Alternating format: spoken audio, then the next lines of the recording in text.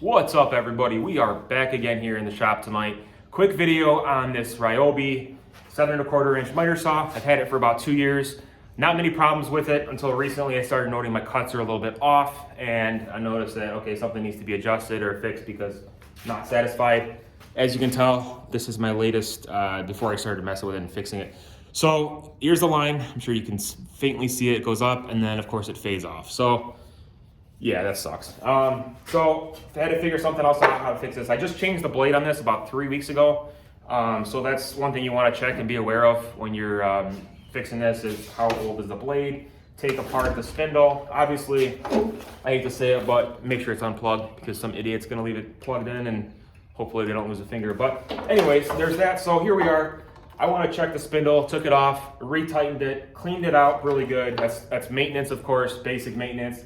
Clean out the bag and just blow it all off. Took off the lock nut here, and then I just blew it all off, made it super clean. So, and then you also want to make sure the slide is, you can lubricate the slide back here as well with some, I've just used some silicone spray that helps as well. Just keep it clean and maintained, that's the first step. Now, another thing too, this is the obvious, but you want to make sure that the surface you're using is level, okay? If over time things can change, especially if you're adding a lot of weight to it and you're leaning on it, etc. So here's a couple different levels that I've used.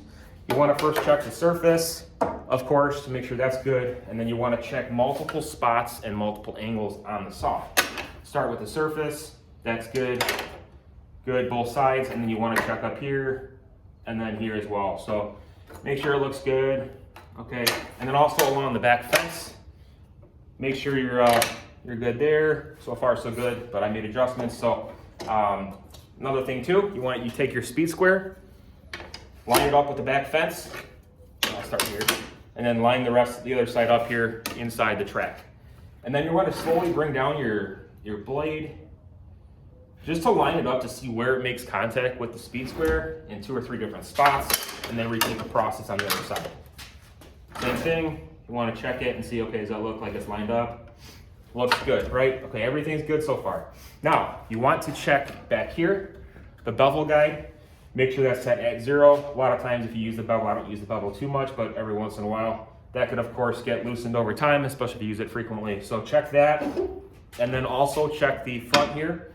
Want to make sure that it's set at 0 correctly. Sometimes that can get loose, so make sure it's tight as well over time. Again, this can get loose. And then check the little foot stopper here on the bottom. Make sure that's straight, but that's gonna show up with your levelness as well and the surface. So one other thing to check, and then here's where I started having some issues. Now back, you want to check the fence.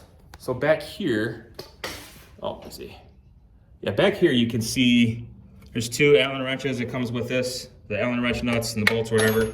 So you can check that. You have to loosen this up on this Ryobi. Make sure it's square using the speed square. So you're gonna line it up and make sure that it's good. And then same back here. So I'm getting caught here. But anyways, back here you're gonna see there's 2. Where are they at? Right here. There's 2 Allen wrench bolts right here. You want to check that too as well. That's where I had the issue. It wasn't straight, so you have to loosen these and retighten them. And then you can kind of finagle this fence and push it into place where you need to be test it with a piece of wood, and then do some test cuts as well. So, and then you can also check this. You can bring it down, pull the guard up, and then just, that's the tall side. Just check the blade and just see if it's straight. I mean, you can just multiple different angles you can check that on. So all in all, so far so good. And then, of course, you want to take your piece to test it. What you're going to do after you fix everything, make your adjustments, you just want to measure in 2 different spots on the piece of wood. Take a measurement, and then take a measurement at the bottom and see how accurate it is.